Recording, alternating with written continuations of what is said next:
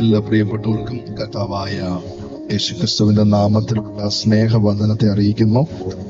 ഈ യോഗത്തിന്റെ ഇന്ന് രാത്രിയിലെ അധ്യക്ഷനായിരിക്കുന്ന ഞാൻ സ്നേഹിക്കുകയും പ്രാർത്ഥിക്കുകയൊക്കെ ചെയ്യുന്ന കർത്താവിന്റെ ദാസൻ പാസ്റ്റർ ജോസഫ് ഓട്ടി അവരുകൾ, പടുവക്കാട് ഷാരോൺ ചർച്ചിന്റെ പാസ്റ്റർ ആയിരിക്കുന്ന പാസ്റ്റർ ഷിബു ജോൺ അവരുകൾ, ബഹുമാനീയരായ നിരവധി കർത്താവിന്റെ ദാസന്മാരെ ഞാൻ ഇന്ന് രാത്രിയിൽ ഇവിടെ കാണുന്നു. എല്ലാവരെയും ഓർത്ത് ദൈവത്തെ സ്തുതിക്കുന്നു. പടുവക്കാട്ടുള്ള എന്നെ സ്നേഹിക്കുന്ന, പ്രാർത്ഥിക്കുന്ന പല ദൈവമക്കൾ ഇന്ന് രാത്രിയിലെ യോഗത്തിൽ ഇവിടെയുണ്ട്. ഷൈമോന്റെ ഭവനവുമായി ബന്ധപ്പെട്ട പ്രിയപ്പെട്ടവർ, ഷൈമോന്റെ മാതാവ്, ഷൈമോന്റെ വൈഫിന്റെ കുടുംബത്തിലെ പ്രിയപ്പെട്ടവരൊക്കെ ഇന്ന് രാത്രിയിലെ യോഗത്തിലുണ്ട്. എല്ലാവർക്കുമായി ഞാൻ ദൈവത്തെ സ്തുതിക്കുന്നു. ഈ ദേശത്തുള്ള ഒത്തിരി സഹോദരങ്ങളെ കാണുന്നു. എല്ലാവർക്കുമായി സ്തോത്രം. ഷിബു പാസ്റ്റർ വന്നിട്ട് എനിക്ക് തോന്നുന്നു ഇത് 2ാമത്തെ കൺവെൻഷനാണെന്ന് തോന്നുന്നു, അല്ലേ പാസ്റ്റർ? 5ാമത്തെ കൺവെൻഷനാണ്. പാസ്റ്റർ എല്ലാ വർഷവും ഇങ്ങനെ കൺവെൻഷൻ നടത്താറുണ്ട്. 2 പ്രാവശ്യം എന്നെയും വിളിച്ച് ഇതുപോലെ എന്നെ പ്രസംഗിപ്പിക്കാനും കർത്താവിന്റെ ദാസൻ കാണിക്കുന്ന മനസ്സിനായി സ്തോത്രം. ഈ രാത്രിയിൽ ഇവരേതാഗ്രഹത്തോടെ ഈ കൺവെൻഷൻ ഇവിടെ ക്രമീകരിച്ചു, അതിന്റെ പ്രവൃത്തി കർത്താവ് തികയ്ക്കട്ടെ, ചെയ്യട്ടെ. ഒരു നിമിഷം കൂടെ നമ്മുടെ എല്ലാവരുടെയും കരങ്ങളെ ഉയർത്തിപ്പിടിച്ച് കർത്താവിന് നന്ദി പറഞ്ഞാട്ടെ. ഈ രാത്രിയിൽ ആയിരം ദൂതന്മാരുടെ അകമ്പടിയോടെ യേശു നമ്മുടെ നടുവിൽ ഇറങ്ങി വന്നിരിക്കുന്നു. അവൻ ആരാധനയ്ക്ക് യോഗ്യനാകിയാൽ, അവൻ സ്തുതികൾക്കും പുകഴ്ചയ്ക്കും യോഗ്യനാകിയാൽ, ഈ ശബ്ദപരിധിയിൽ ദൂരത്തും ചാരത്തും ഇരിക്കുന്ന കേൾക്കുന്ന എല്ലാ കുടുംബങ്ങളെയും ഈ രാത്രി പരിശുദ്ധാത്മാവ് സ്പർശിക്കേണ്ടതിനായി ഈ ദേശത്തെ വിടുതലിനായി ആഗ്രഹത്തോടെ കടന്നു വന്നവർ ഒരുമിച്ച് ചേർന്ന് അന്യഭാഷകളിൽ സ്തുതിക്കാൻ പറ്റുന്നവർ അന്യഭാഷകളിൽ നിന്ന് ശബ്ദമുയർത്തി സ്തുതിച്ചാട്ടെ. Hallelujah, hallelujah. എല്ലാവരും ആരുമില്ല, നീയല്ലാതെ ദൈവമില്ല, നിൻ മുൻപിൽ മാത്രം ഞാൻ വണങ്ങിടുന്നു.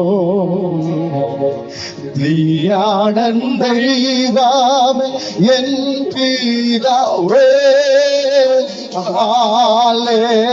എല്ലാ കാര്യങ്ങളും രാജാവേ, രാത്രിയിൽ എല്ലാ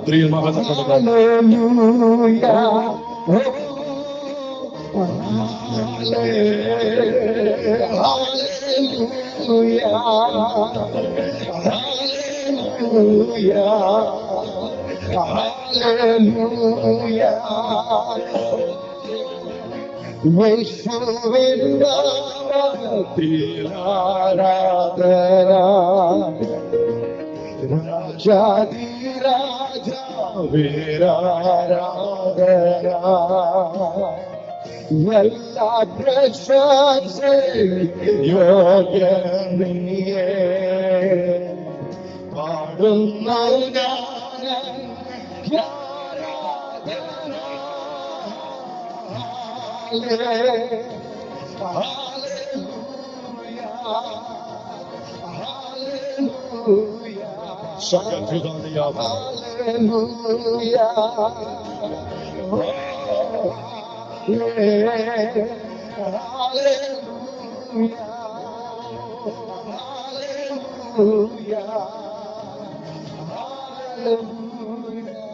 പിതാവേ, ഞങ്ങൾ യേശുവിൻ നാമത്തിൽ ഇന്ന് രാത്രിയിൽ ഒരുമിച്ച് പ്രാർത്ഥിക്കുന്നു.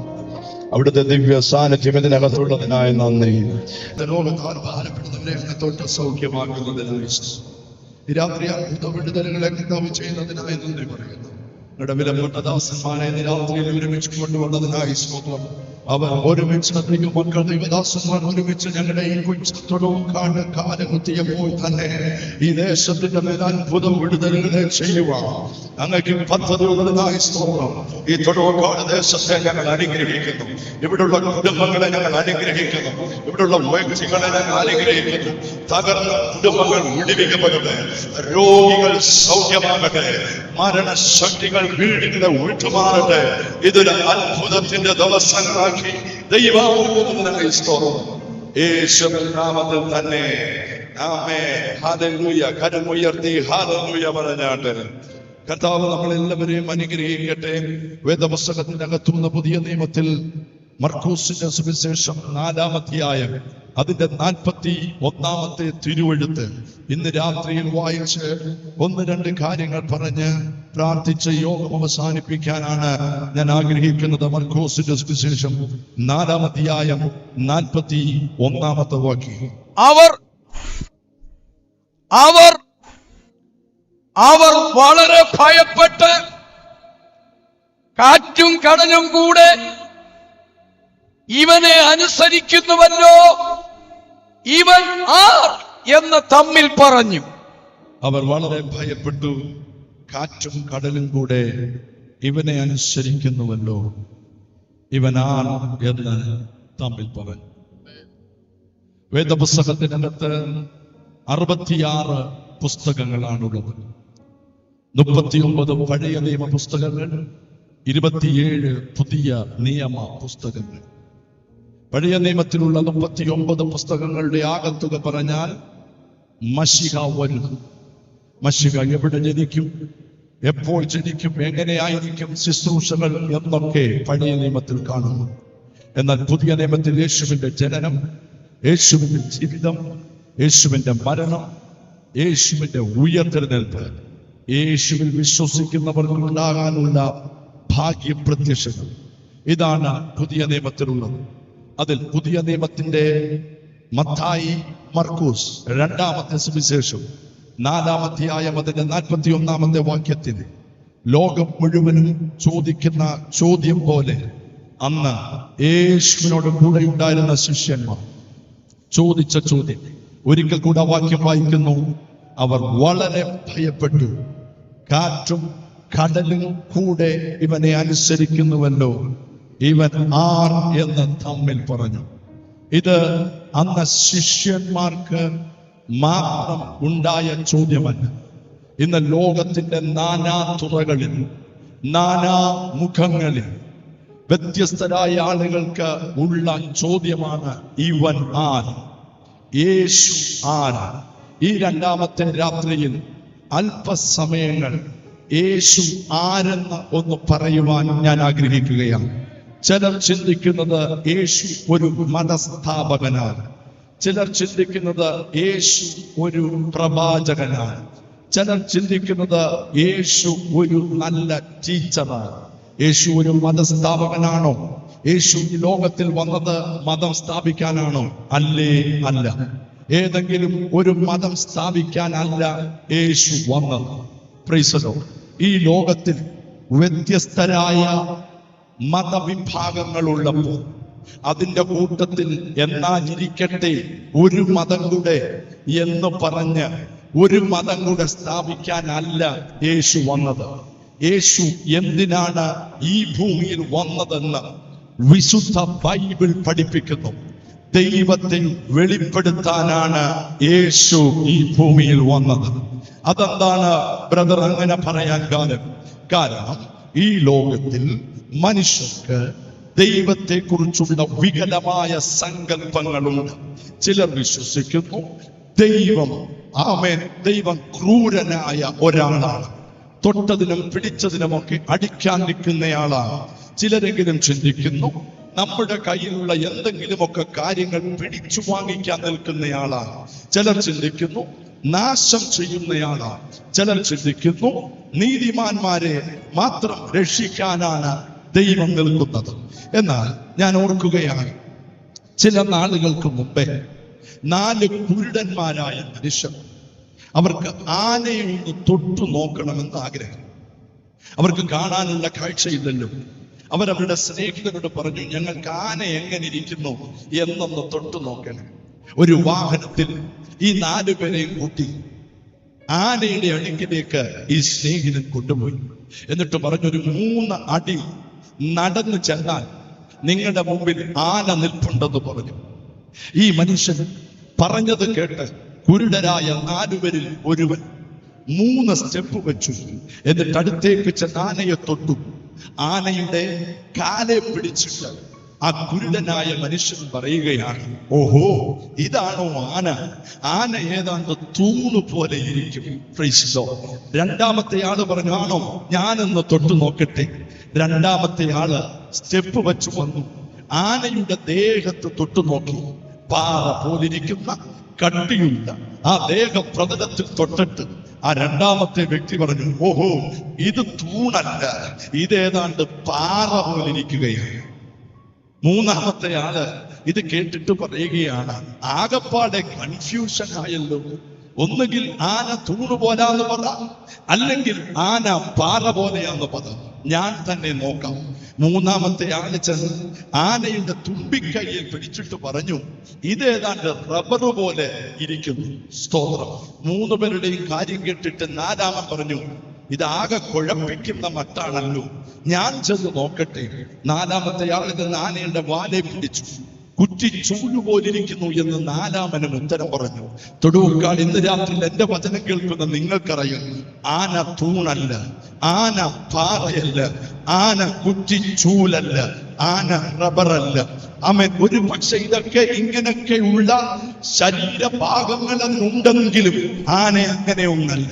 ഇതുപോലെ ദൈവത്തെ കുറിച്ച് വികലമായ സങ്കല്പങ്ങൾ കൊണ്ട് അവരുടെ മനോമുഖരങ്ങൾക്കകത്ത് ഉരുത്തിരിഞ്ഞ ആശയങ്ങൾക്കനുസരിച്ച് അവർ ദൈവത്തെ നിർമ്മിച്ചപ്പോൾ 2000 വർഷങ്ങൾക്ക് മുമ്പ് ഈ ലോകത്തിലേക്ക് ഇറങ്ങി വന്നിട്ട് വിളിച്ചു പറഞ്ഞു, ഞാൻ തന്നെ വഴിയും സത്യവും ജീവനുമാണ്.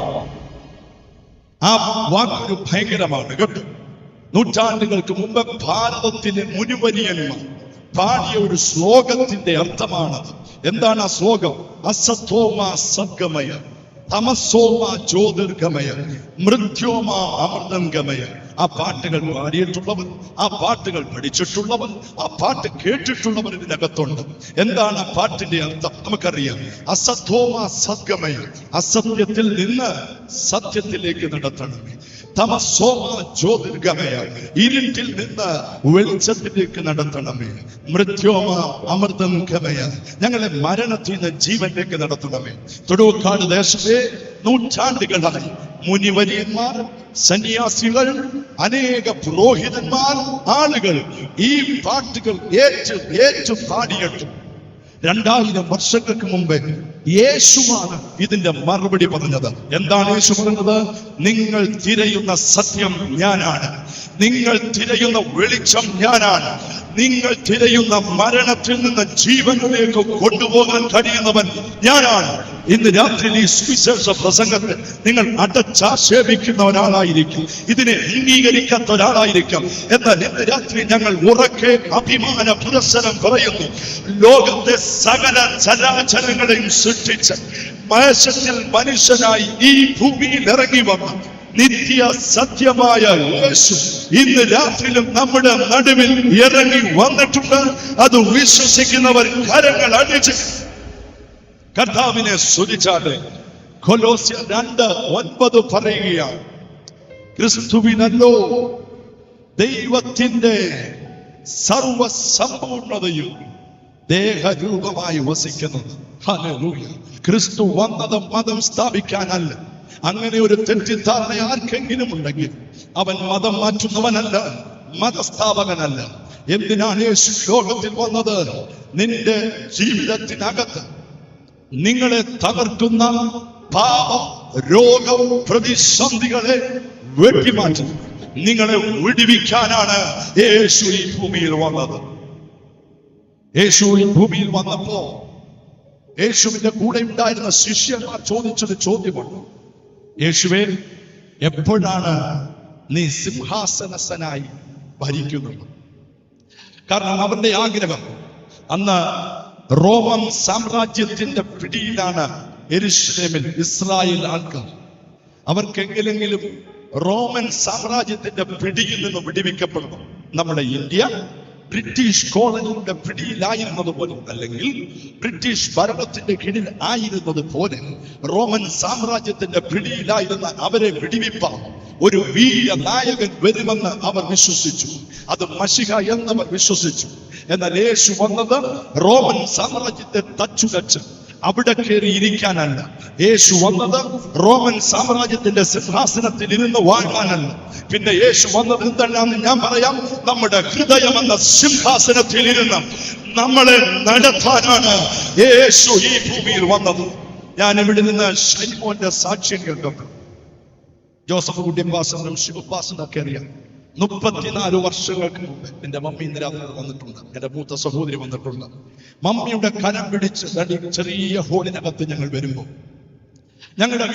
ഞങ്ങളുടെ ഭാവിക്ക് മുമ്പ് ഒരു വഴിയില്ല. ദൈവദാസന്മാരെ, എല്ലാം വഴിമുട്ടി നിൽക്കി. എന്റെ പിതാവ് മരിക്കാൻ വേണ്ടി ബോംബെയിൽ റെഡിയായിരിക്കും. ഞങ്ങളുടെ ജീവിതം മൊത്തം തകർന്നു. ഇനി ഒരു സ്റ്റെപ്പ് വെക്കാൻ കഴിയത്തില്ലെന്ന് ഞങ്ങൾ ഭാരപ്പെട്ടിരിക്കുമ്പോൾ ഞങ്ങളോട് ആരോ പറഞ്ഞ് ഞങ്ങൾ ഈ പ്രാർത്ഥനയ്ക്ക് നമ്മുടെ ഷാരോൺ ചർച്ചിന്റെ ചെറിയ ഹോളിൽ വന്നു. അന്ന് ഞങ്ങൾ വന്നത് ഷാരോൺ ചർച്ചിന്റെ ചെറിയ ഹോളിലല്ല, ആകാശത്തെയും ഭൂമിയെയും സൃഷ്ടിച്ചവന്റെ സന്നിധിയിൽ ഞങ്ങൾ കടന്നു വന്നപ്പോൾ ഞങ്ങളുടെ കണ്ണുനീരിനെ അവൻ തുടച്ചു, ഞങ്ങളുടെ വേദനയെ അവൻ തുടച്ചു. ഈ തൊടുവക്കാട് ദേശത്ത് 34 വർഷങ്ങൾക്ക് ശേഷം എനിക്ക് വിളിച്ചു പറയാൻ പറ്റും, ഇവരെ പോലെ ആരാധ്യനായ, ഇവരെ പോലെ കർത്താവായ, ഇവരെ പോലെ സർവശക്തനായ ഒരു ദൈവം. ആ കർത്താവ് ഞങ്ങളുടെ തകർച്ചകളെ മാറ്റി, ഞങ്ങളുടെ നിന്ദകളെ മാറ്റി. ഞാനും ഷൈമോനും ഒക്കെ ഒരുമിച്ച് താഴെ ഒരു ചെറിയ വയലുണ്ട്, അവിടെ ക്രിക്കറ്റും ഫുട്ബോളും ഒക്കെ കളിച്ചിട്ടുണ്ട്. എന്നാൽ ഒരേ വേദിയിൽ ഈ യേശു നല്ലവാണെന്ന് പറയാൻ ഒരു ഭാഗ്യം ദൈവം ഞങ്ങൾക്ക് തന്നു. ഇന്ന് രാത്രിയിൽ ഞാൻ പറയാം, ഷൈമോന്റെ ജീവിതത്തിന്റെ തകർന്ന അവസ്ഥകളിൽ തന്നെ ആർക്കും വേണ്ട എന്ന് പറഞ്ഞപ്പോൾ യേശു ഇറങ്ങി വന്ന് വിടുവിച്ചിട്ട് ഈ രാത്രിയിൽ ശബ്ദബന്ധിയിൽ എനിക്കറിയാം ഞങ്ങളുടെ തൊടുവക്കാട്ടുകാർ ഒത്തിരി സ്നേഹിതരിൽ കേൾക്കുന്നുണ്ട്. നിന്റെ തകർച്ചയെ മാറ്റാൻ ഒരു ഇസത്തിനോ, ഒരു ഫിലോസഫിക്കോ, ഒരു മതത്തിനോ, ഒരു മത നേതാക്കന്മാർക്കോ, ഒരു ഗുരുക്കന്മാർക്കോ, ഒരു ആചാര്യന്മാർക്കോ, ഒരു കർമ്മങ്ങൾക്കോ, ഒരു തർപ്പണങ്ങൾക്കോ, ഒരു കഴിയത്തില്ല. എന്നാൽ കഴിയത്തുള്ളൂ, മറ്റൊരു തരവും രക്ഷയില്ല. രക്ഷിക്കപ്പെടുവാൻ ആകാശത്തിന്റെ കീഴിൽ ഭൂമിക്ക് അതേ യേശുവിന്റെ നാമം. ഈ വേദിയിൽ ഇരിക്കുമ്പോൾ ഒത്തിരി ചിന്തകൾ അയവിറക്കാൻ കർത്താവ് നടത്തിയ വിധങ്ങൾ, കർത്താവ് പരിപാലിക്കുന്ന വിധങ്ങൾ എത്ര ശ്രേഷ്ഠമാണ്. എന്നാൽ ഇന്ന് രാത്രി എന്നേക്കാൾ കൂടുതൽ യേശുവിനെ കുറിച്ച് പറയാൻ നിൽക്കുന്നത് കൊണ്ട് ഞാൻ ആ ഭാഗത്തുനിന്ന് പതുക്കെ മുന്നോട്ട് വരികയാണ്. ആര് ഇവൻ? ആര്? ആ ചോദ്യം ഭയങ്കരമാണ്. യേശു ആരാണ്? അവന്റെ ജനനം കൊണ്ട് അവൻ വ്യത്യസ്തനായിരുന്നു. എന്നോട് ചേർന്നൊന്നും പറയാൻ പറ്റുമെങ്കിലും പറയാമോ? അവന്റെ ജനനം കൊണ്ട് വ്യത്യസ്തനാണ്. എന്താണ് ഇത് പാസ്റ്ററേ? ജനനം കൊണ്ട് യേശു വ്യത്യസ്തനാണെന്ന് പറയാൻ കാരണം ലോകത്തിൽ നിരവധി പ്രഭുക്കന്മാർ, രാജാക്കന്മാർ, അനവധി പ്രസിദ്ധർ ജനിച്ച് മരിച്ചുപോയ മണ്ണാണ് നമ്മുടെ ഈ ലോകം. എന്നാൽ ലോകത്തിൽ ആർക്കുമില്ലാത്ത ഒരു പ്രത്യേകത യേശുവിനുണ്ട്. പ്രത്യേകത എന്ന് പറഞ്ഞാൽ പ്രത്യേകത ഉള്ളു യേശു. അതിലൊരു പ്രത്യേകതയാണ്, യേശു ജനിക്കുന്നതിന് മുമ്പേ തന്നെ കുറിച്ചുള്ള ജീവചരിത്രം മുഴുവനും എഴുതി വെച്ചു. അല്ലേ? 1, 2, 3 എന്ന ക്രമത്തിൽ വരച്ചെടുക്കുന്നത് പോലെ യേശുവിന്റെ ജീവചരിത്രം എഴുതി. ജീവചരിത്രം എന്താ പറഞ്ഞാൽ ഒന്നുകൂടെ പറയാം, ബയോഗ്രാഫി.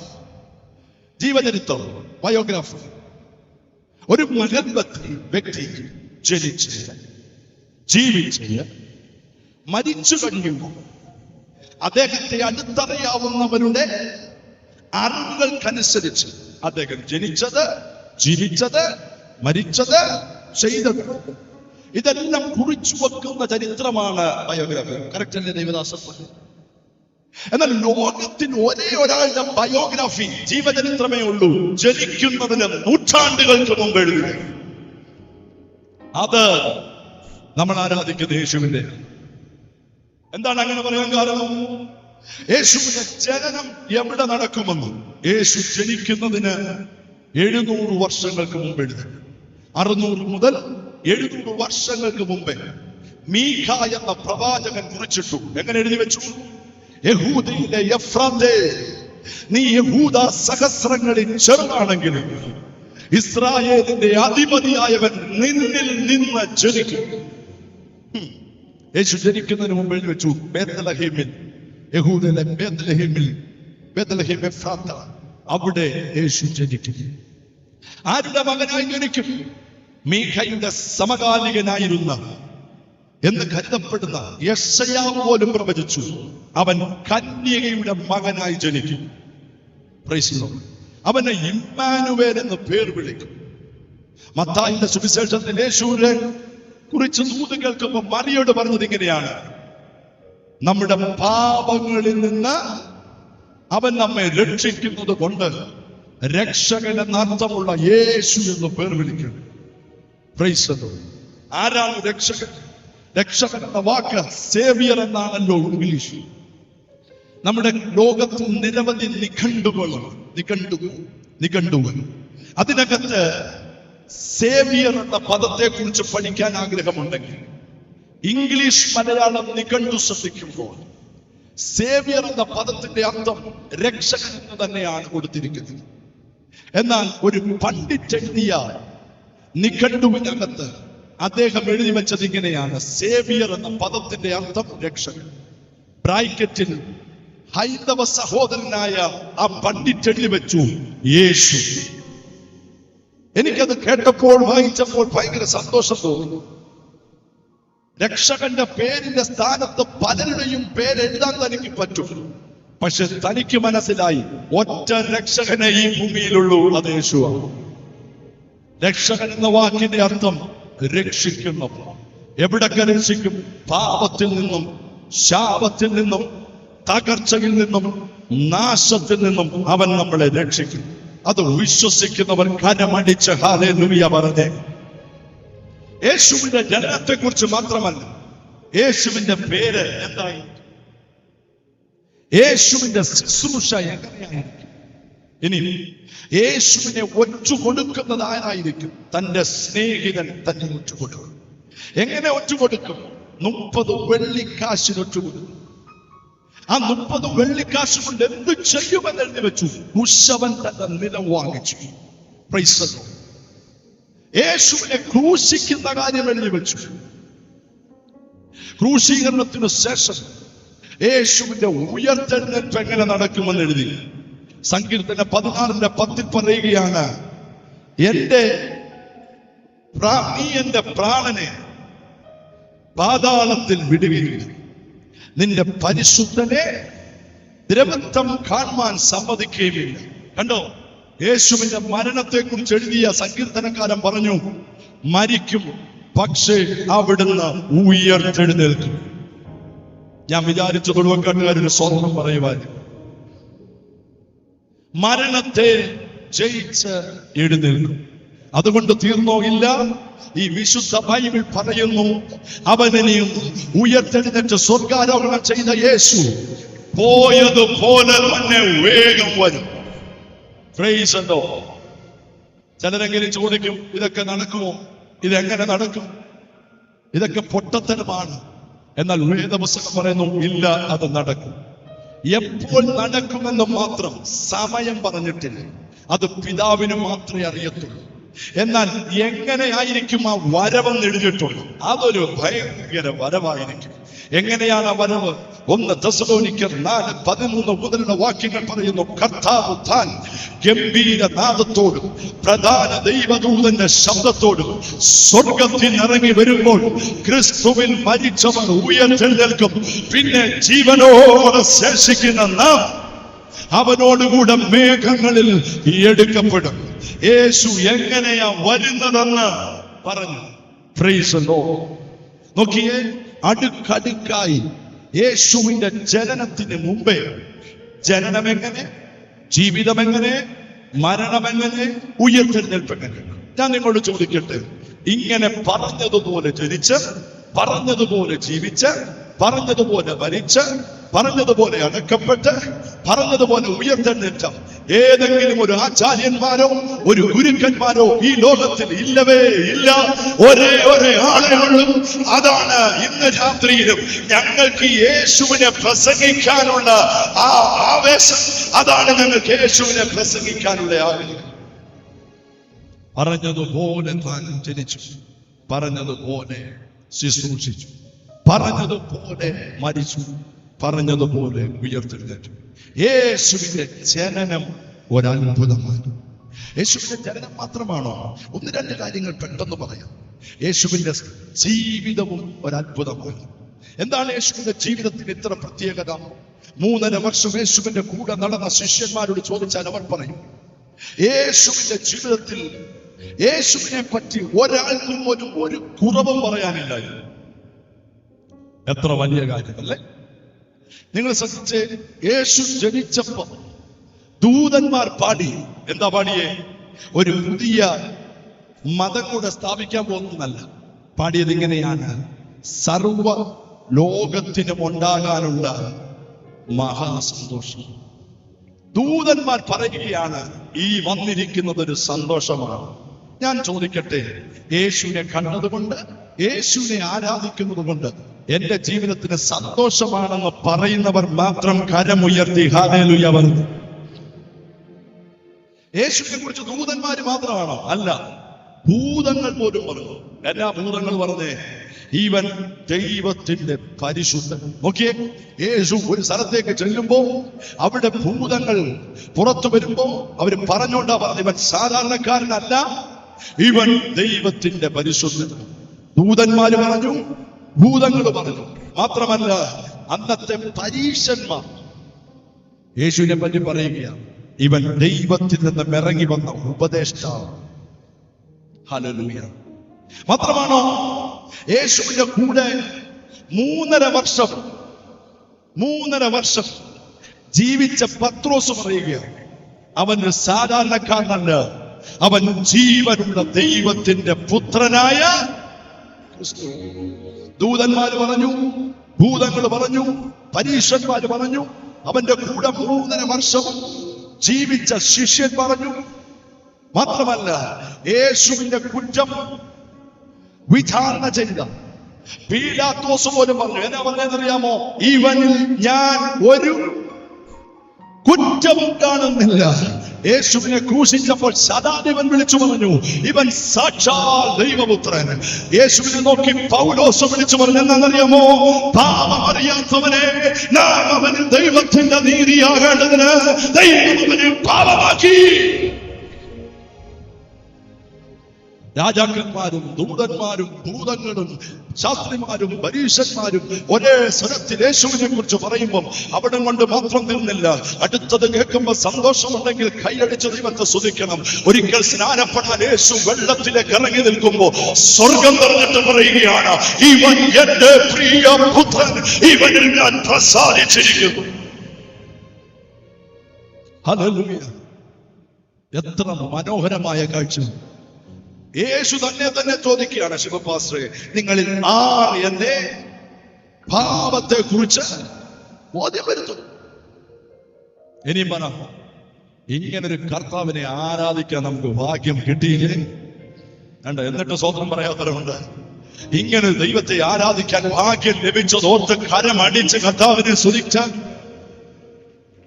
ഓ ഹല്ലേലൂയ, ആമേൻ. ഈ കർത്താവിനെ സ്തുതിക്കുന്നത് എത്ര ഭാഗ്യമാണ്! ഈ കർത്താവിനെ ആരാധിക്കുന്നത് എത്ര ഭാഗ്യം! യേശുവിന്റെ ജീവിതം അത് വിചിത്രമാണ്. പെട്ടെന്ന് 4 മിനിറ്റിനുള്ളിൽ ഞാനതൊന്ന് പറയാൻ ശ്രമിക്കാം. യേശുവിന്റെ ജീവിതം അത് അധികാരം നിറഞ്ഞതാണ്. യേശുവിന്റെ ജീവിതം അധികാരം നിറഞ്ഞതാണ്. യേശുവിന്റെ ജനനം അത്ഭുതമായിരുന്നു. യേശുവിന്റെ ജീവിതം അധികാരം നിറഞ്ഞതാണ്. യേശു അധികാരമുള്ള വ്യക്തിയാകും. ആയിരുന്നോ? മിണ്ടുന്നില്ല നിങ്ങൾ. അധികാരമുള്ള യേശുവിന് എവിടൊക്കെയാണ് അധികാരമുണ്ടായിരുന്നത്? ബൈബിൾ പറയുന്നവന് പാപത്തിന്റെ മേൽ അധികാരമുണ്ടായിരുന്നു. ഈ ലോകത്തിൽ അനേകർക്കും അനേക ഇടങ്ങളിൽ അനേക മേഖലകളിൽ അധികാരമുണ്ട്. എന്നാൽ പാപത്തെ മാറ്റാൻ ഒരു മനുഷ്യർക്കും കഴിയുകയില്ല. ഇന്ന് ആരോടും പറയുന്നില്ലെങ്കിലും അവരുടെ ജീവിതത്തെ കാർന്നു തിന്നുന്ന പാപ സ്വഭാവം, പാപ ചിന്തകൾ, പാപത്തിന്റെ ക്രൂരമായ അനുഭവങ്ങൾ. എന്നാൽ ഈ രാത്രിയിൽ ഷൈമോൻ ഈ 2 ദിവസത്തെ മീറ്റിംഗ് ഇവിടെ അറേഞ്ച് ചെയ്തത് സഹോദര സ്നേഹിത നിങ്ങളോട് വിളിച്ചു പറയാനാണ്. പാപത്തെ മാറ്റാൻ ഒരാൾക്കും കഴിയത്തില്ല. യേശുവിന്റെ രക്തം നിന്റെ സകല പാപത്തെയും പോക്കി നമ്മളെ ശുദ്ധീകരിക്കുന്നു. ഞാൻ ഇന്നലെ കൂടെ ചിന്തിക്കുക, ഗൾഫിലും അമേരിക്കയിലും മറ്റു വിദേശ രാജ്യങ്ങളിലും ഒക്കെ ജോലി ചെയ്യുന്ന ഒത്തിരി സ്നേഹിതരുണ്ട്. അവരുടെ നാട്ടിൽ വന്നാൽ ആയിരക്കണക്കിന് രൂപ അടിച്ചു പൊളിക്കുക, കുപ്പിയൊക്കെ എടുത്ത്, അതവരുടെ സ്വാതന്ത്ര്യമാണ്. എന്നാൽ ഷൈമോൻ ഇവിടെ ചെയ്യുന്നത് കുപ്പി എടുത്തോണ്ട് വന്ന്, എങ്ങനെയാന്ന് പറയുന്നത് എനിക്കറിയില്ല, പെഗോ മഗ്ഗോ ഒക്കെ അടിക്കുന്നതിന് പകരം യേശുവിനെ ഈ ദേശത്തിന് പരിചയപ്പെടുത്താൻ. ഓ ഷൈമോനെ, അത് ഭയങ്കരമാണ്. Price the Lord. ഇന്ന് രാത്രി എനിക്കറിയാം, ഇതിന്റെ ചുറ്റുപാടുള്ള അനേക വീടുകൾക്കകത്ത് ലിറ്ററലി യേശു ഇറങ്ങുന്ന രാത്രിയാണ്. ചില വീടുകൾക്കകത്ത് കിടക്കുന്ന പാരമ്പര്യ ശാപങ്ങളെ, ചില തകർച്ചകളെ യേശു ഇന്ന് രാത്രി അടിച്ചു മാറ്റും. അത് വിശ്വസിക്കുന്ന ദൈവമക്കൾ കരങ്ങൾ അടിച്ച് ആത്മനിറവിൽ അന്യഭാഷകളിലൊന്ന് സ്തുതിച്ചാല്. യേശുവിന്റെ ജീവിതം അത് അധികാരമുള്ള ജീവിതം, പാപത്തിന്റെ മേലധികാരം. Praise the Lord. പ്രിയ സ്നേഹിതരെ, എന്റെ സ്വന്തം ദേശം വെടിവെക്കാതെ പാപത്തിന് പരിഹാരം വേറെ ഒരു മാർഗവുമില്ല. ഒറ്റ മാർഗമേ ഉള്ളൂ, അത് യേശുവിന്റെ രക്തമാണ്. ആണ്ടിലാണ്ടിൽ നമ്മൾ ചെയ്യുന്ന ഒരു നടപടിക്രമങ്ങളും നമ്മുടെ പാപത്തിന് പരിഹാരം വരുത്തത്തില്ല. Price the Lord. എന്നാൽ വേദപുസ്തകം നിങ്ങളുടെ വീടുകളിലുണ്ടല്ലോ, വായിക്കണം. എബ്രായ ലേഖനം 7-ാം അധ്യായത്തിൽ വ്യക്തമായി വിളിച്ചു പറയുന്നു, ഒരിക്കലായി കടിച്ച യാഗത്താൽ അവൻ സദാകാലത്തേക്ക് അവൻ ശുദ്ധി വരുത്തിയിരിക്കുന്നു. എന്തോ പദമാണല്ലേ, ഒരിക്കലായി കഴിച്ച യാഗത്താൽ അവൻ സകലരെയും സദാകാലത്തേക്ക്. അടുത്ത വർഷം ഈ സമയം വരെയല്ല, ഏപ്രിൽ മാസം വരെയല്ല, ജൂൺ മാസം വരെയല്ല. വിശ്വസിക്കാൻ കഴിയുമെങ്കിൽ വിശ്വസിച്ചോ, സദാകാലത്തേക്ക്.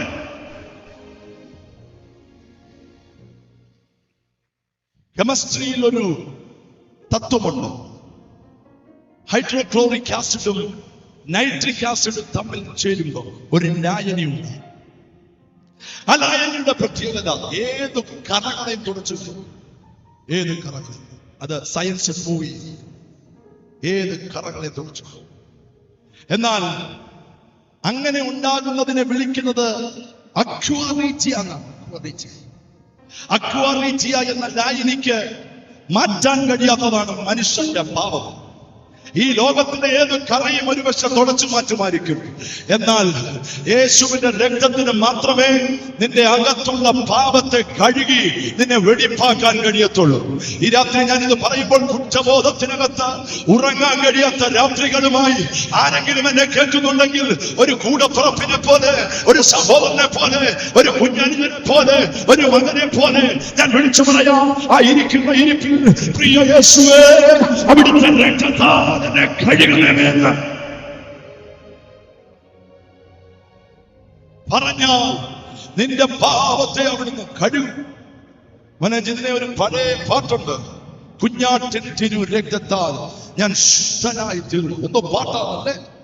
ഈ രാത്രിയിലും നിങ്ങൾ അവിടെ ഇരിക്കുന്ന ഇരിപ്പിലിരുന്നുകൊണ്ട് യേശുവേ എന്റെ പാപത്തെ കഴുകണമെന്ന് പറഞ്ഞാൽ അതിൽ നിന്ന് നിന്നെ വിടിവിപ്പാൻ മാത്രമല്ല, നിന്റെ പാപം പറഞ്ഞ എത്ര ചുവപ്പായി, കടും ചുവപ്പായി, രക്താംബരം പോലെ ഇരുന്നാലും ഞാൻ അതിനെ ഹിമം പോലെ വെണ്മയാകും. ആ പാട്ടിന്റെ 2 വരികളൊന്ന് പാടുമ്പോൾ ദൈവമക്കൾ സന്തോഷമുള്ളവർ ചേർന്ന് ഒന്ന് പാടി കർത്താവിനെ ആരാധിക്കണം. സന്തോഷമുണ്ടോ? സന്തോഷമുണ്ട്. കരമടിച്ച് തുടുവക്കാട് ദേശത്തിരുന്ന് നിങ്ങൾ ഈ പാട്ട് പാടുമ്പോൾ യേശുവിന്റെ രക്തത്തിന്റെ ശക്തി ഈ ദേശത്തിന്റെ മേൽ ഇറങ്ങട്ടെ. കുഞ്ഞാട്ടിൻ തിരു രക്തത്താൽ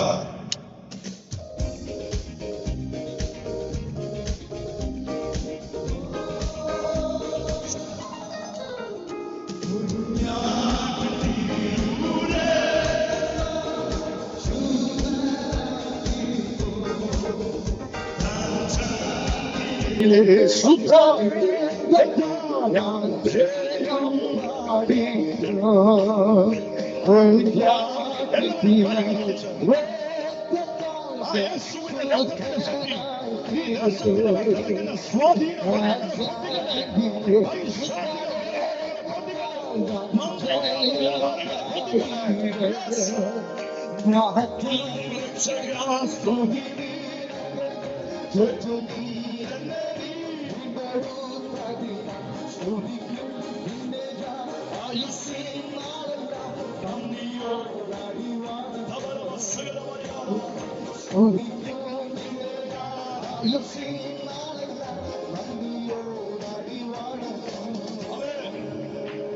രക്തത്തിന്റെ ശക്തി ഭയങ്കരമാണ് കേട്ടോ. കഴിഞ്ഞ ദിവസം ഒരു അഭിഷക്തൻ പ്രസംഗിക്കുന്നത് ഞാൻ കേട്ടതാണ്. റാന്നിയിൽ സുവിശേഷം തിരികൊളുത്തിയ ഒരു അപ്പച്ചന്റെയും അമ്മച്ചിയുടെയും കഥ കഥാവിന്റെ ദാസൻ പാസ്റ്റർ രാജു മേത്ര പ്രസംഗിച്ചപ്പോഴാന്ന് തോന്നുന്നു, എവിടെയോ ഞാൻ കേട്ടത്. ആ ദേവദാസൻ പറഞ്ഞത് ഇങ്ങനെയാ: ഈ അപ്പച്ചനും അമ്മച്ചിയും ദേശത്ത് വന്ന് ശുശ്രൂഷ ചെയ്തപ്പം ഈ പാട്ടും ആരാധനയും ഇഷ്ടമില്ലാത്ത ഒരു കൂട്ടച്ചെന്നൊരു മന്ത്രവാദിയെ വിളിച്ചിട്ട് പറഞ്ഞു, ഇങ്ങനെ രണ്ടുപേര് ഞങ്ങളുടെ വീട്ടിൽ ഞങ്ങളുടെ ദേശത്ത് ഭയങ്കര ശല്യാണ്, അവരെ ഒന്ന് ഓടിച്ചു കളയണം, പ്രൈസ് ദി ലോർഡ്, അവരെ ഒന്ന് പേടിപ്പിച്ചു വിടണം. മന്ത്രവാദി പറഞ്ഞു, ഒരു പാമ്പിനെ പിടിച്ചോണ്ട് പോവാ, മന്ത്രം ചൊല്ലി ഇട്ടു തരാമെന്ന് പറഞ്ഞു. അന്നത്തെ കാലം മന്ത്രവാദം ചെയ്ത പാമ്പിനെ കൊടുത്തു. ആ താമസിക്കുന്ന സുവിശേഷകർ താമസിക്കുന്ന വീടിന്റെ പരിസരത്ത് കൊണ്ടിട്ടു. കുത്തി ആ ദേശത്ത് ഓടിക്കുമെന്ന് അവർ വിചാരിച്ച. പിറ്റേ ദിവസം അമ്മച്ചി രാവിലെ എഴുന്നേറ്റ് മുറ്റത്ത് നിൽക്കുമ്പം ഒരു വിഷപ്പാമ്പ് മുറ്റത്ത് കിടക്കുക. ഇതിനെ കണ്ടപ്പോഴേ അമ്മച്ചിയുടെ ആത്മാവിന്റെ നിറവിലുള്ള ഒരു പ്രാർത്ഥന വെളിപ്പെട്ടു. യേശുവിന്റെ നാമത്തിൽ പോ പിശാചേ, നിന്നെ ശാസിക്കുന്നെന്ന് പറഞ്ഞു. ശ്രദ്ധിച്ചു കേൾക്കണം. ആ കർത്താവിന്റെ ദാസൻ പറഞ്ഞത് ഇങ്ങനെയാണ്, എന്റെ ഓർമ്മ ശരിയാണെങ്കിൽ. ഇത് പറഞ്ഞത് കേട്ടതും വന്ന പാമ്പ് വന്ന വഴിയെ തിരിച്ചുപോയി. ഇന്ന് രാത്രിയിലും വിശ്വസിക്കാൻ തയ്യാറാണെങ്കിൽ നിന്റെ കുടുംബത്തെ തകർക്കാൻ, നിന്റെ തലമുറയെ തകർക്കാൻ, നിന്റെ കുഞ്ഞുങ്ങളുടെ ഭാവിയെ ബന്ധിച്ചു കളയാൻ കിടക്കുന്ന ചില പൈശാചിക വ്യാപാരങ്ങളെ ഇന്ന് രാത്രി സ്വർഗത്തിലെ ദൈവത്തിന്റെ ദൂതന്മാർ നേരിട്ടിറങ്ങി വന്ന് അതിന്റെ കാര്യങ്ങൾ ഏറ്റെടുക്കുന്ന രാത്രിയാണെന്ന് വിശ്വസിക്കുന്ന ദൈവമക്കൾ കരമടി ക്ഷമ പറഞ്ഞു. യേശുവിന്റെ രക്തം നമ്മുടെ പാപത്തെ കഴുകുന്നു. യേശുവിന്റെ രക്തം നമ്മളെ സംരക്ഷിക്കുന്നു. ഹല്ലേലൂയ. യേശുവിന് പാപത്തിന്റെ മേൽ അധികാരമുണ്ടായിരുന്നു. യേശുവിന് പാപത്തിന്റെ മേൽ മാത്രമായിരുന്നു അധികാരം. പെട്ടെന്ന് ഞാൻ പറയാം, യേശുവിന് ഭൂതങ്ങളുടെ മേൽ അധികാരം, അല്ലേ? എത്രയോ ഭൂതങ്ങളെ യേശു പുറത്താക്കി. അത് അന്ന് മാത്രമല്ല, ഇന്നും അത് സംഭവിക്കുന്നു.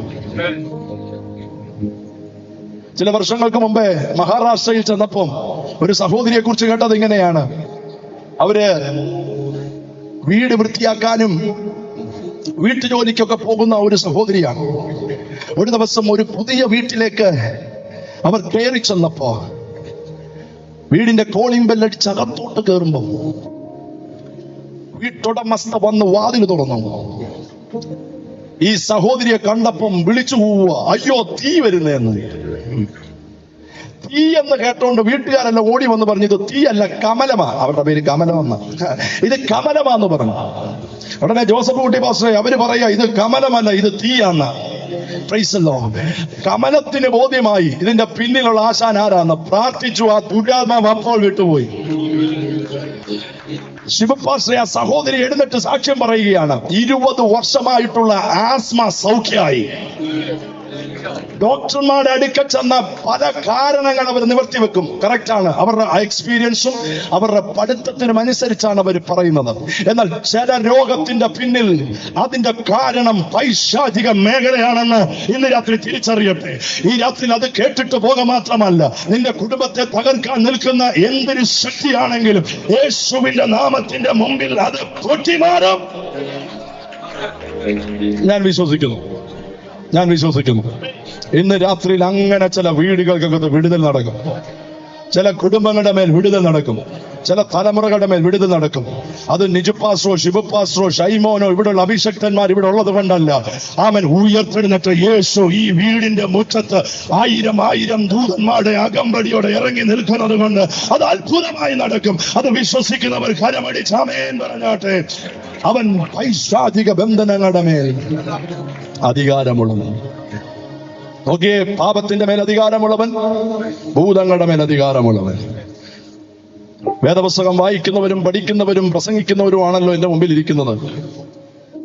ഒരിക്കൽ യേശു 6000 ഭൂതം ബാധിച്ച ഒരുത്തനെ, 6000. എന്റെ അപ്പോ 6000 ഭൂതം ബാധിച്ച ഒരുത്തിനെ സൗഖ്യമാക്കിയ കാര്യം. യേശുവിന് 6000 ഭൂതത്തെ സൗഖ്യമാക്കാൻ 6000 മിനിറ്റ് വേണ്ടി വന്നോ?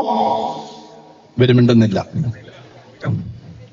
6000 ഭൂതത്തെ മാറ്റാൻ യേശുവിന് 6 ആഴ്ച വേണ്ടി വന്നോ?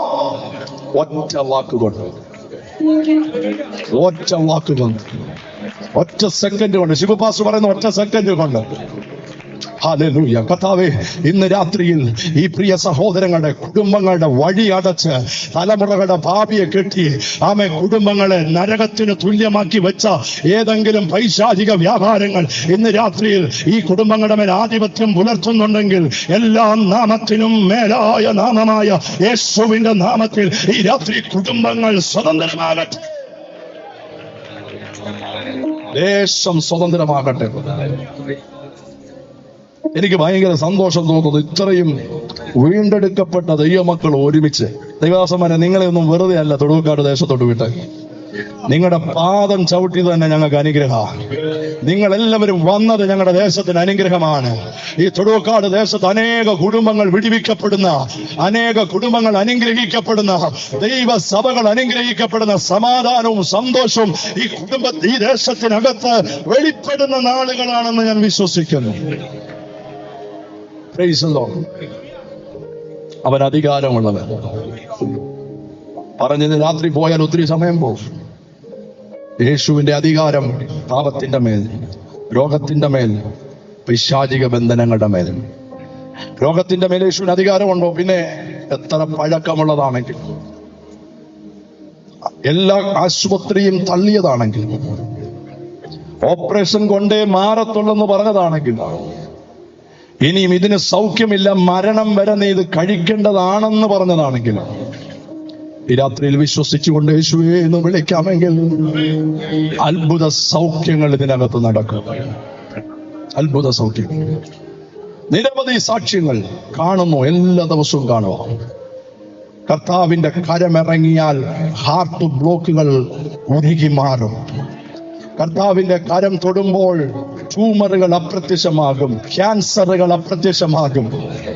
ഈ രാത്രിയിലും എനിക്കറിയാം, ഈ യോഗം ഇവിടെ ക്രമീകരിച്ചതിന്റെ പിന്നിൽ ചില വീടുകളിൽ പിശാചിട്ട ഓപ്പറേഷനെ ക്യാൻസൽ ചെയ്യാൻ ദൈവത്തിന് പദ്ധതിയുണ്ട്. എനിക്ക് 12 വർഷങ്ങൾക്ക് മുമ്പ് എന്റെ കുഞ്ഞ് ജനിച്ചപ്പോ അവന് ഹാർട്ടിന് ഓപ്പറേഷൻ വേണമെന്ന് ഡോക്ടർമാർ പറഞ്ഞതാണ്. അന്ന് സഭയും ദൈവമക്കളും ദൈവദാസന്മാരും പ്രാർത്ഥിച്ചു. ഒറ്റ വാക്കിൽ പറയാം, 5 ലക്ഷം രൂപ മുടക്കി എറണാകുളം അമൃത ഹോസ്പിറ്റലിൽ ഓപ്പറേഷൻ വേണമെന്ന് പറഞ്ഞ എന്റെ കുഞ്ഞിനെ യേശു രക്തം പൊടിയാതെ, കത്തി തൊടാതെ സൗഖ്യമാക്കിയ ദൈവദാസന്മാർ. ഞാൻ അത്ഭുതങ്ങളിൽ വിശ്വസിക്കട്ടെ. ഈ രാത്രികളിൽ വന്ന നിങ്ങളുടെ മേലും ആ അത്ഭുതങ്ങൾ സംഭവിക്കട്ടെ. കാരണം യേശു അധികാരമുള്ളവനാണ്. അവൻ രോഗത്തിന്റെ മേൽ അധികാരമുള്ളവൻ. യേശുവിന് പ്രകൃതി ശക്തിയുടെ മേൽ അധികാരമുണ്ടായിരുന്നു. ആ വാക്യമാണ് നമ്മൾ വായിച്ചത്. മർക്കോസിന്റെ സുവിശേഷം 4-ാം അധ്യായത്തിൽ യേശു അക്കരയ്ക്ക് പോകുമ്പോൾ, ശിഷ്യന്മാരുമായി പോകുമ്പോൾ, അവരുടെ യാത്രയെ കാറ്റും കടലും കൂടെ ചേർന്ന് തടയാൻ ശ്രമിച്ചു. ആ പടക് മുങ്ങിപ്പോകുമെന്ന് വിചാരിച്ചു. എന്നാൽ യേശു എഴുന്നേറ്റ് കാറ്റിനെ ശാസിച്ചു, കടലിനോട് അനങ്ങാതിരിക്കാൻ കൽപ്പിച്ചു. യേശു അത് കൽപ്പിച്ചപ്പോൾ പ്രകൃതി ശക്തികൾ നിശ്ചലമായി. യേശുവിന് പ്രകൃതി ശക്തിയുടെ മേൽ അധികാരമുണ്ട്. ഇന്ന് രാത്രിയിലും അത് വിശ്വസിക്കുന്നവർ കരം ഉയർത്തി ഹല്ലേലൂയ പറഞ്ഞാട്ടെ. മാത്രമല്ല, അവന് മരണത്തിന്റെ മേൽ അധികാരമുണ്ട്. മരണത്തിന്റെ മേൽ.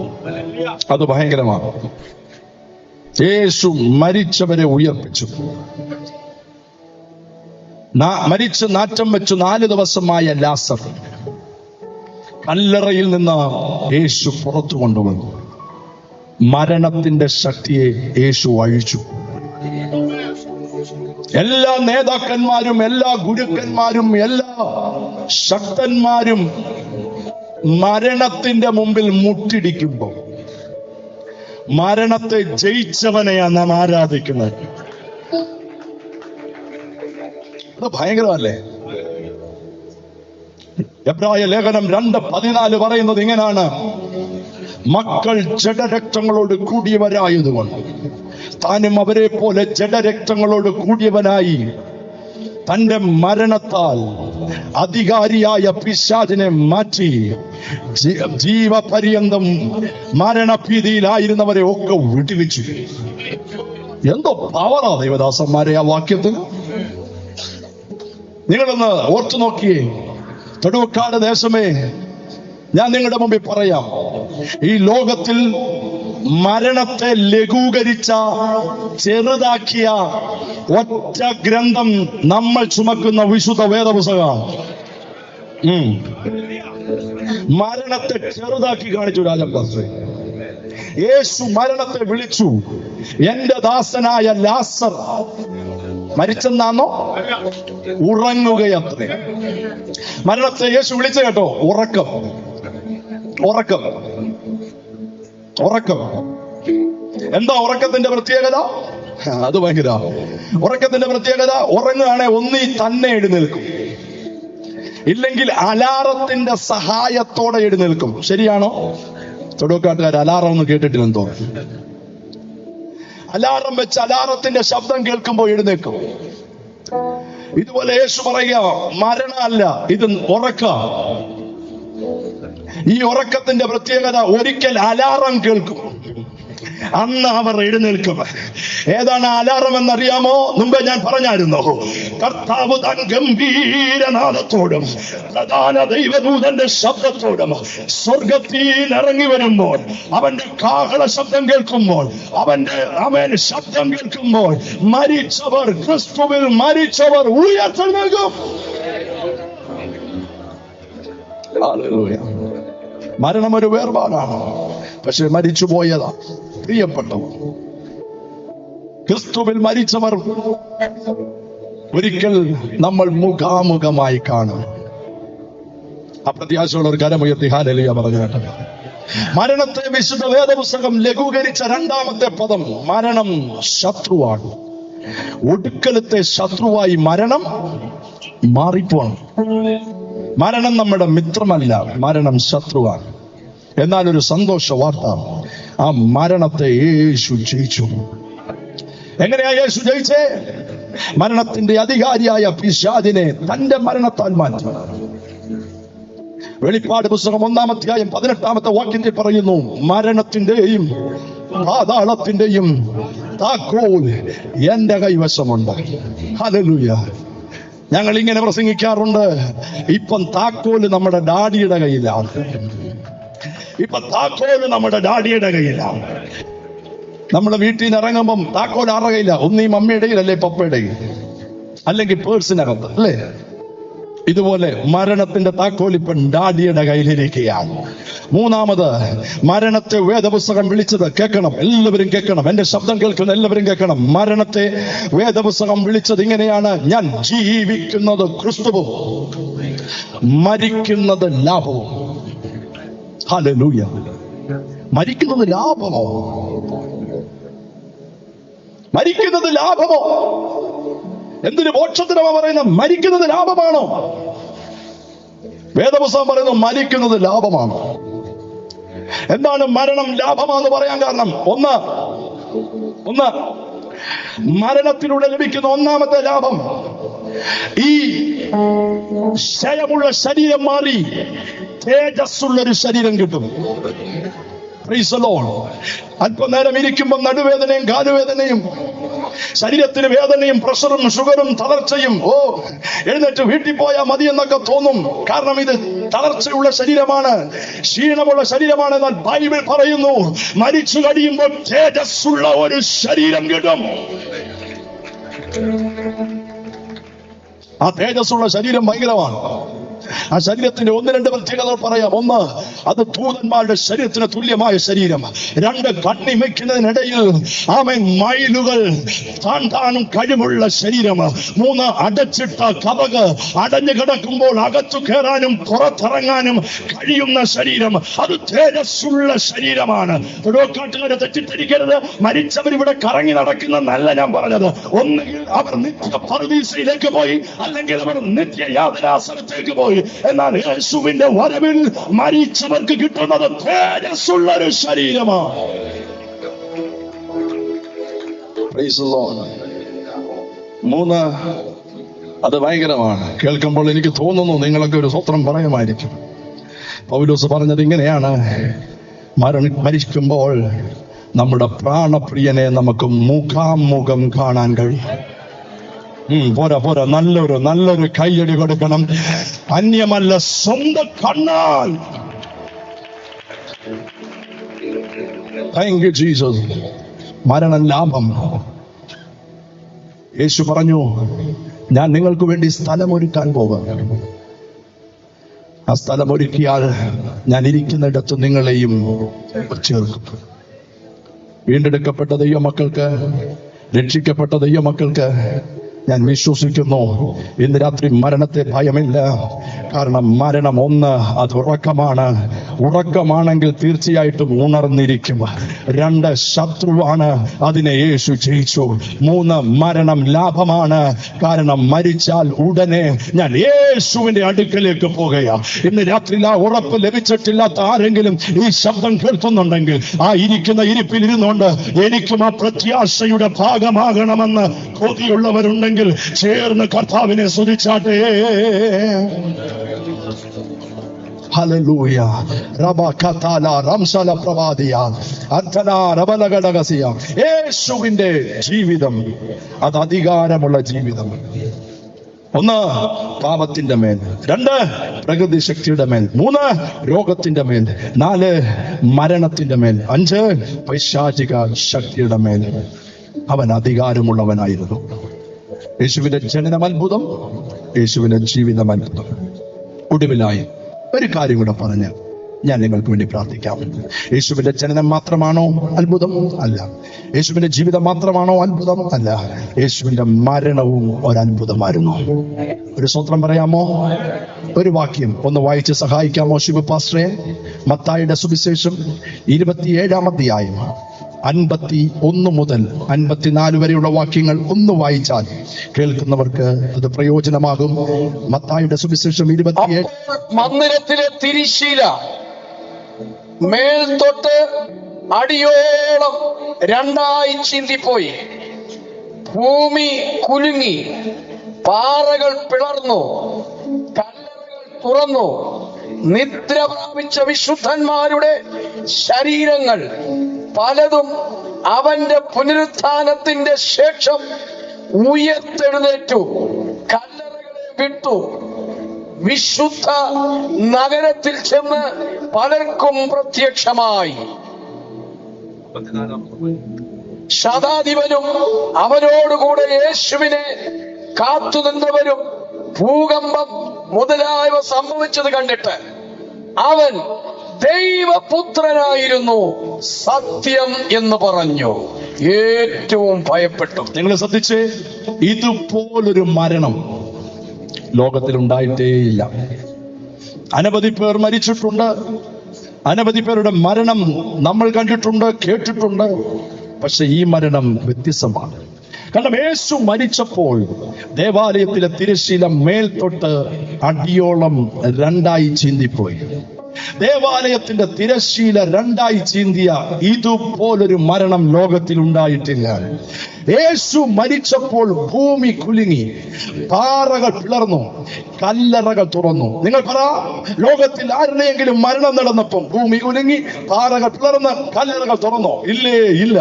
ഇതുപോലൊരു മരണം ഉണ്ടായിട്ടേ ഇല്ല. യേശു മരിച്ചപ്പോൾ വിശുദ്ധന്മാരുടെ ശരീരങ്ങൾ ഉയർത്തെഴുന്നേറ്റു. വിശുദ്ധന്മാരുടെ ശരീരങ്ങൾ ഉയർത്തെഴുന്നേൽപ്പിച്ച ഇതുപോലൊരു മരണം ലോകത്തിൽ ഉണ്ടായിട്ടില്ല. യേശുവിന്റെ മരണ സമയത്ത് ലൂക്കോസ് 23:44 പറയുന്നു, 6-ാം മണി നേരം മുതൽ 9-ാം മണി നേരം വരെ ദേശത്ത് അന്ധകാരമുണ്ടായി. ദേശത്ത് ഇരുട്ടിലാറ്റിയ ഒരു മരണം ലോക ചരിത്രത്തിൽ ഉണ്ടായിട്ടില്ല. അങ്ങനാണെങ്കിൽ യേശുവിന്റെ മരണം വ്യത്യസ്തമായിരുന്നു. ഒരു കാര്യം കൂടെ കയറി പറഞ്ഞില്ലെങ്കിൽ എന്റെ പ്രസംഗം അവസാനിക്കുന്നത് ശരിയാകത്തില്ല, അല്ലെങ്കിൽ അവസാനിപ്പിക്കാൻ കഴിയില്ല. അതിങ്ങനെയാണ്, യേശുവിന്റെ മരണം വ്യത്യസ്തമായിരുന്നെങ്കിൽ യേശുവിന്റെ ഉയർത്തെഴുന്നേൽപ്പും വ്യത്യസ്തമായിരുന്നു. എന്താണ് യേശുവിന്റെ ഉയർത്തെഴുന്നേൽപ്പ് വ്യത്യസ്തമാണെന്ന് പറയാൻ കാരണം? അത് ഭയങ്കരമാണ്. ഈ ലോകം അനവധി കല്ലറകളുള്ള ഒരു സ്ഥലമാണ്.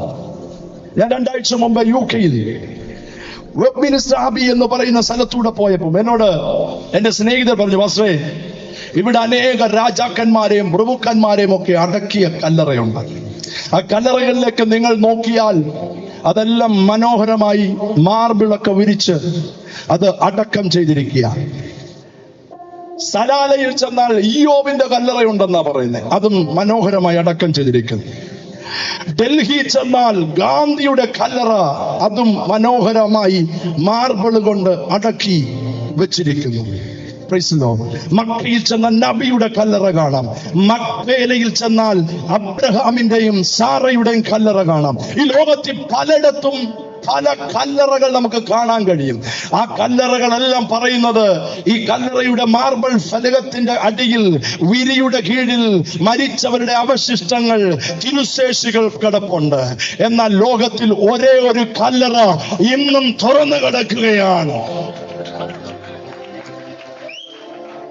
ഇന്നും ആ കല്ലറ തുറന്നു കിടക്കുകയാണ്.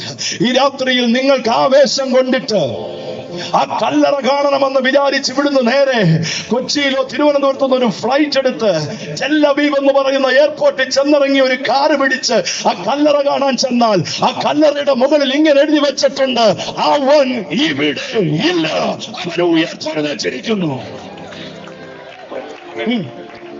ലക്ഷക്കണക്കിന് രൂപ മുടക്കി അല്ലെങ്കിൽ ലക്ഷം മുടക്കി നമ്മൾ പോയത് കല്ലറ കാണാൻ ചെന്നപ്പം പറയുക, അവൻ അവിടെ ഇല്ല. എന്റെ ചോദ്യം, അവൻ അവിടെ ഇല്ലെങ്കിൽ പിന്നെ എവിടെ ഉണ്ട്? അവൻ കല്ലറയ്ക്കകത്തില്ലെന്നാ പറഞ്ഞ്. എന്നാൽ ഇന്ന് രാത്രി അവൻ എവിടെയുണ്ട്? ഈ രാത്രിയിൽ ആരാധിക്കുന്ന വിശ്വസിക്കുന്ന നമ്മുടെ നടുവിലൂടെ അവൻ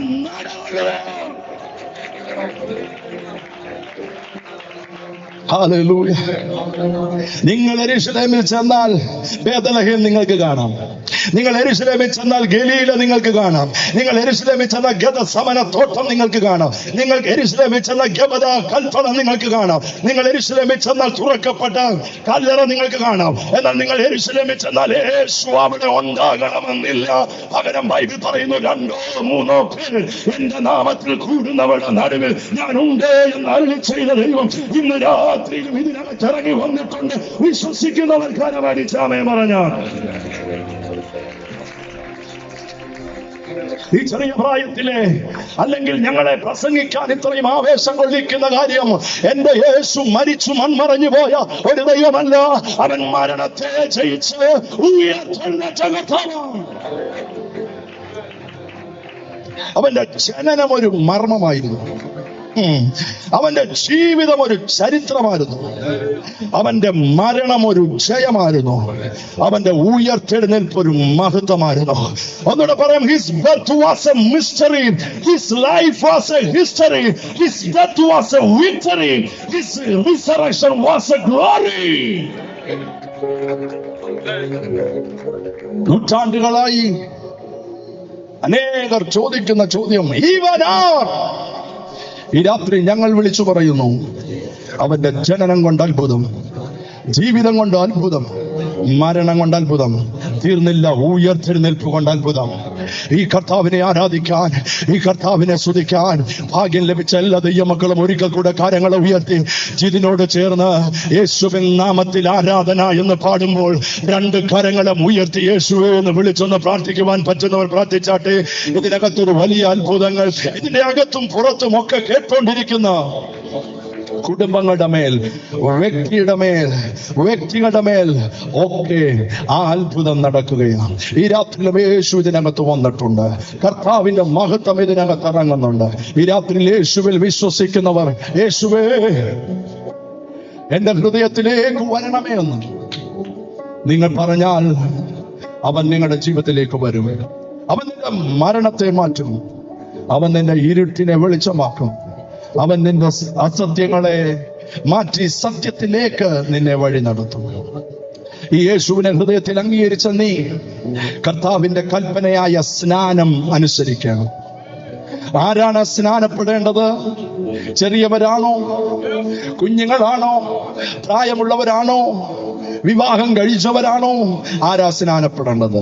വിവരിക്കുന്നില്ല, ഒറ്റ വാക്കിൽ പറയാം, വിശ്വസിക്കുകയും സ്നാനമേൽക്കുകയും ചെയ്യുന്നവൻ രക്ഷിക്കപ്പെടും.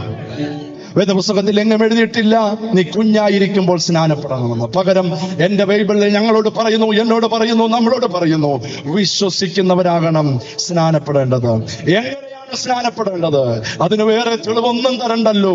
60 മൈൽ നടന്നു വന്ന യേശു യോർദാനിൽ ഇറങ്ങി, വെള്ളത്തിൽ ഇറങ്ങി യോഹന്നാന്റെ കൈ കീഴിൽ സ്നാനപ്പെട്ടതുപോലെ സ്നാനപ്പെടണം.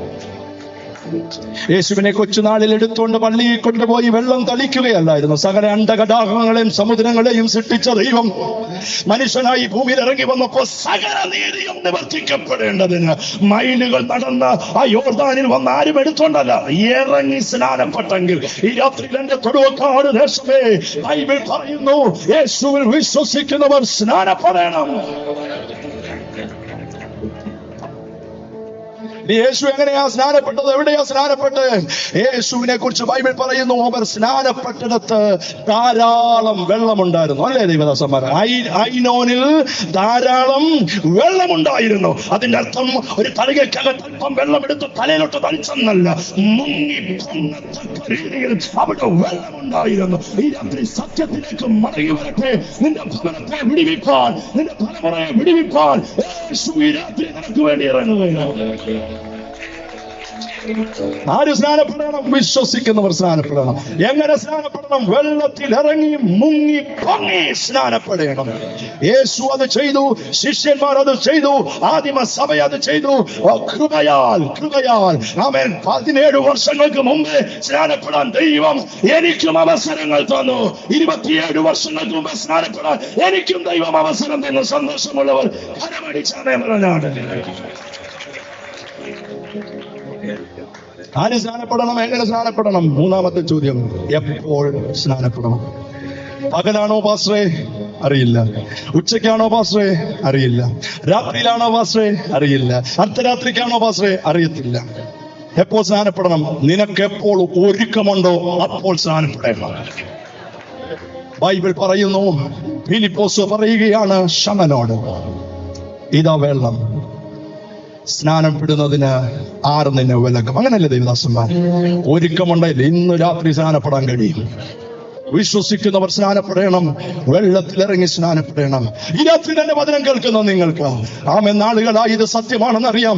പക്ഷെ ഇതുവരെയും സ്നാനപ്പെടാൻ കഴിഞ്ഞിട്ടില്ലെങ്കിൽ ആ ഇരിക്കുന്ന ഇരിപ്പിൽ നിന്നുകൊണ്ട് ഈ കൺവെൻഷൻ നിനക്ക് വേണ്ടി വെച്ചതാണ്, നിന്റെ കുടുംബത്തിന് വേണ്ടി വെച്ചതാണ്, നിന്റെ തലമുറയ്ക്ക് വേണ്ടി വെച്ചതാണ്. ഇനിയും താമസിപ്പിക്കരുത്. 2024 നീയും നിന്റെ കുടുംബവും ഒരുമിച്ച് ദൈവത്തിന് വേണ്ടി നിൽക്കുന്ന വർഷമാകട്ടെ. യേശുവേ എന്ന് വിളിച്ചോണ്ട് ആ കർത്താവിന്റെ സന്നിധിയിൽ നമുക്ക് ഒരുമിച്ച് ചാടി എഴുന്നേൽക്കാം. ഈ രാത്രിയിലും വലിയ അത്ഭുതങ്ങളെ പരിശുദ്ധ നമ്മുടെ നടുവിൽ ചെയ്യുകയാണ്.